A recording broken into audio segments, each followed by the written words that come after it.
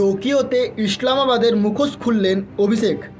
সন্ত্রাস পাগলা কুকুর আর পাকিস্তান লালন পালন করছে সেটি, এই ভাষাতেই টোকিওতে ইসলামাবাদের মুখোশ খুললেন তৃণমূল সাংসদ অভিষেক বন্দ্যোপাধ্যায়। সন্ত্রাসবাদ নিয়ে পাক দ্বিচারিতা গোটা বিশ্বের সামনে তুলে ধরতে 7টি সর্বদলীয় প্রতিনিধি দল তৈরি করেছে কেন্দ্র। বিশ্বের মোট 33টি দেশে যাবে এই প্রতিনিধি দলগুলি। ইতিমধ্যেই রাশিয়া, জাপানে পৌঁছে গিয়েছেন দিল্লির দূতেরা, আর সেখানে তারা সোচ্চার হলেন পাকিস্তানের কুৎসিত চক্রান্ত নিয়ে। অভিষেক বলেন, ভারত কখনো মাথা নত করবে না, আমরা এখানেই এই বার্তাই পৌঁছে দিতে এসেছি। আমরা মোটেও ভীত নয়। আমাদের বিরোধী রাজনৈতিক দলের নেতা পাকিস্তানকে যে ভাষায় বোঝে সেই ভাষাতেই শিক্ষা দেওয়া প্রয়োজন। যদি সন্ত্রাস পাগলা কুকুর হয় তবে পাকিস্তান তাকে লালন করছে। বিশ্বে সকলকে একজোট হয়ে ওই লালন পালনকারীকে প্রতিরোধ করতে হবে, নইলে ওই লালন পালনকারী আরও পাগলা কুকুরদের জন্ম দেবে। ভারত দায়বদ্ধ তাকে শিক্ষা দিতে। ভারতে কীভাবে সন্ত্রাসবাদের বিরুদ্ধে রুখে দাঁড়ালো সেই বার্তা পাকিস্তানের কাছে পৌঁছে দিতে সোশ্যাল মিডিয়াতে কাজে লাগানোর আর্জি জানিয়েছেন তৃণমূল সাংসদ।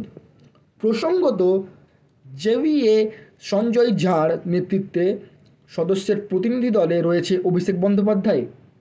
জাপানে পা রেখেই টোকিওতে জাতির জনক মহাত্মা গান্ধীর মূর্তিতে মাল্যদান করে শ্রদ্ধা জানালেন অভিষেক সহ সংসদীয় দলের প্রতিনিধিরা।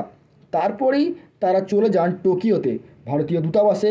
জাপানের নিরাপত্তা বিষয়ক প্রতিনিধি পরিষদের চেয়ারম্যান তাকাশি এন্ডো অভিষেকদের সঙ্গে বৈঠকে সন্ত্রাসবাদের বিরুদ্ধে ভারতের অবস্থানের পাশে থাকার কথা জানান। এরপর অভিষেকরা জাপানের বিদেশমন্ত্রী তাকাশি ইওয়ারা সঙ্গে টোকিওতে বৈঠক করেন। We are here to share the message and the truth that India refuses to bow down. We will not yield to fear.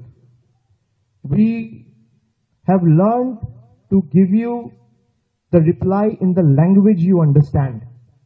I belong from a political party who is in the opposition. It's in public domain. You all have seen that I have said that Pakistan needs to be taught a lesson in the language they understand. If terrorism is a rabid dog, Pakistan is a wild handler. So we first need to bring the world collectively to combat this wild handler. Otherwise, this wild handler will end up breeding and raising more rabid dogs. So we will not bow down before them. And we will make sure India is responsible. All our attacks and actions have been responsible, made with precision and non-escalatory. मैं चाहता हूं कि आप सब यहां से जाने के बाद आप लोग अब तक सबसे मैं देखा हूं जो लोग बाहर रहते हैं उसमें इंडिया में जो लोग रहते हैं उससे इंडियननेस ज्यादा है।